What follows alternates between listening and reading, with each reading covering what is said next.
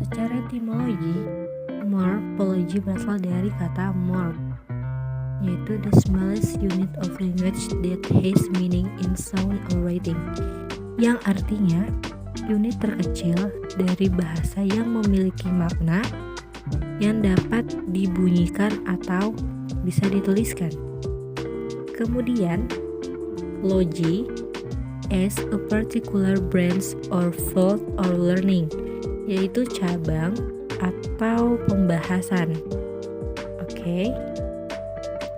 Dan ada pengertian morfologi menurut para ahli. Yang pertama, morphology is one more part of linguistics that belongs to grammar.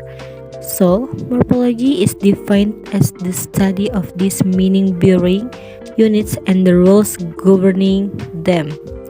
In short, morphology is the study of the structure of words. Ini adalah menurut Jufrizal, yang artinya morphology adalah studi tentang struktur kata.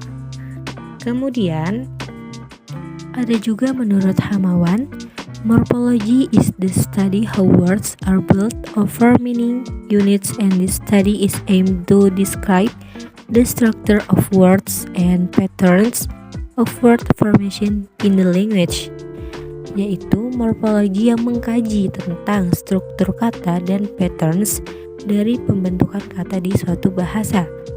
Dan ada juga menurut Greer, morphology is the subdiscipline of linguistics that deals with such pattern.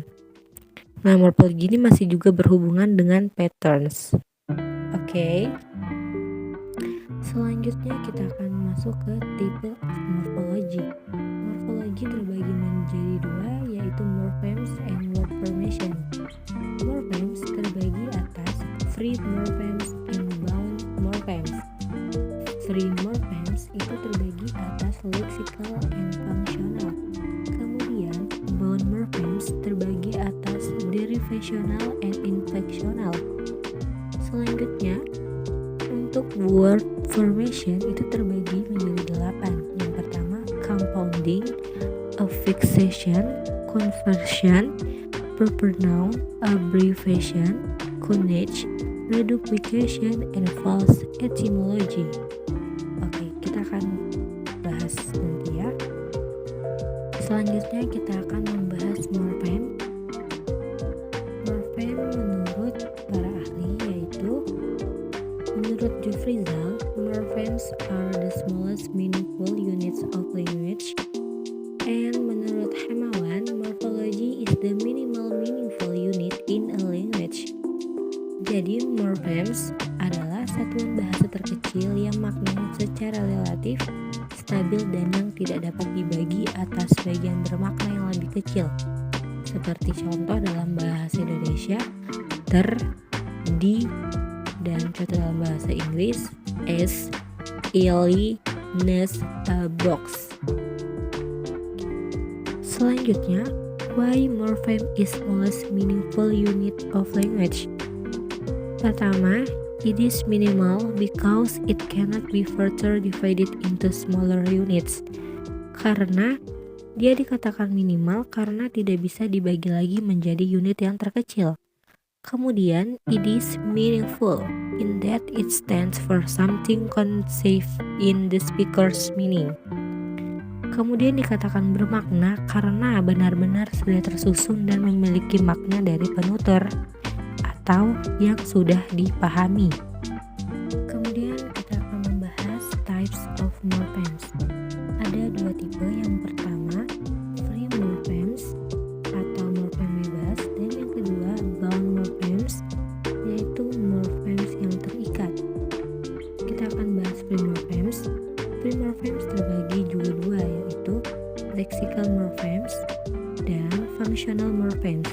Lexical morphemes artinya morphemes ini berada seperti noun, verb, and adjective. Sebagai contoh, happy. Kata happy tidak bisa dibelah lagi, ini adalah kata sifat.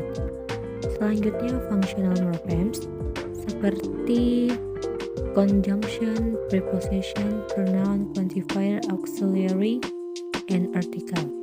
Kita bisa lihat contoh. Yang pertama conjunction itu seperti and, kemudian preposition in, on, at, dan lain-lain. Pronoun kata ganti he, she, it. Kemudian quantifier many, few, some, and auxiliary can, will, could, might, and article the, a.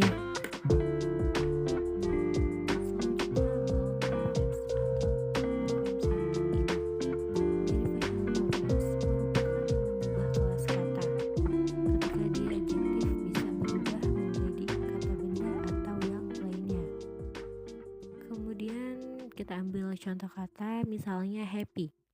Happy ini merupakan kata sifat, lexical morphemes. Ketika dia ditambah akhiran ness, happiness, dia mengubah kata sifat di mana kata sifat berubah menjadi kata benda. Kemudian inflectional morphemes, dia tidak akan mengubah kelas kata walaupun dia diberikan imbuhan.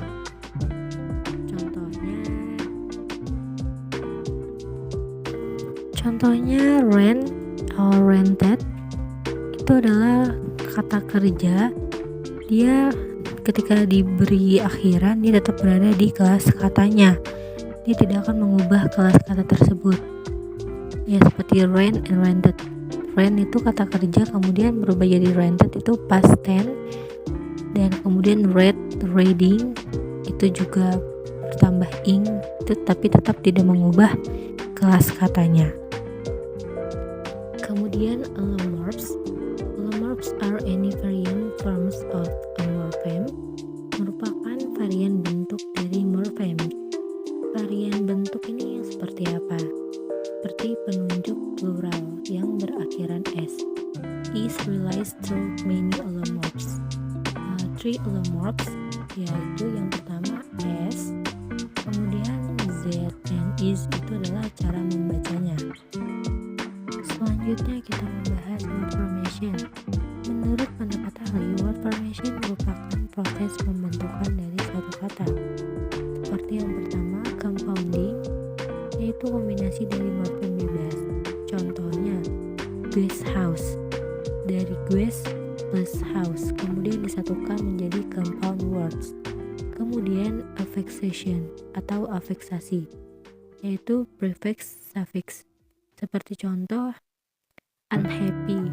Happy adalah kata dasarnya, ditambah un menjadi prefix unhappy. Kemudian happiness, ness suffix. Nah itu happiness.